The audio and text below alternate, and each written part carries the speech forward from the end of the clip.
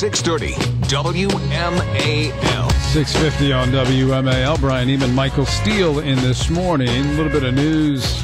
You know, they say stay vigilant. Well, people are vigilant on airplanes, it seems. A flight from Chicago to San Francisco. Apparently, there was a guy who got up and started pounding on the cockpit door and was wrestled to the ground by passengers and flight attendants and then was put in plastic handcuffs. He has been identified as a 28-year-old Rajid Almarisi. They don't know his nationality, but he carries a Yemen passport. Oh, there you go. So that happened on an American Airlines flight from Chicago to San Francisco last night. There was also a Continental flight that was diverted in St. Louis that was supposed to fly into Chicago. Somebody just tried to open a plane door. I don't know why you would try to do that, but I mean, there could be a lot of different reasons for that. Don't know if that one is terrorism related. Don't know if the one in San Francisco necessarily was terrorism related or not. But when you see a 28-year-old who's got a Yemen passport pounding on the cockpit door, it makes you pause. Makes you pause just a little bit and kind of, give me another shot before I go wrestle this guy. Yeah. Okay. So we'll have the latest, hopefully, with ABC News at the top of the hour on that one. Tim Kaine versus George Allen. In the Senate race in Virginia, 2012, which is an important race. The Democrats obviously hold the seat right now. Senate, Jim Webb is the Democrat, and Tim Kaine, obviously pretty successful governor of Virginia, well-liked, was head of the DNC.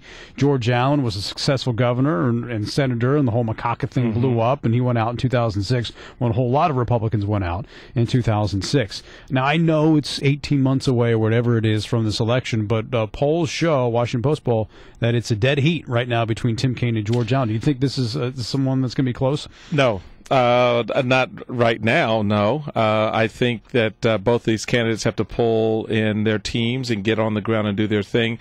Look, the idea of taking a poll, whether it's for presidential, U.S. Senate, or for dog catcher, 18 months before the election is dumb. It's ridiculous. It means nothing. It is a snapshot.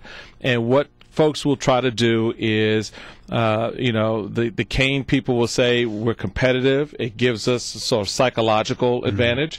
The Allen people will say we're competitive. Gives us sort of a psychological advantage coming off of, the whole, as you just described, the macaca thing in 06. It means nothing. It just says, as of the day that poll was done, this is where the race stands, which is nowhere. Nowhere. No, it means nothing. Don't have to worry about it until how many months? Now, if we're May 9th, 2011, it starts to mean something. I mean 2012, right? It starts to mean something. This is May 11th, right. 9th. Right, okay, here we go. A year from now is when they get me up early to do this, folks. That's all I have to say.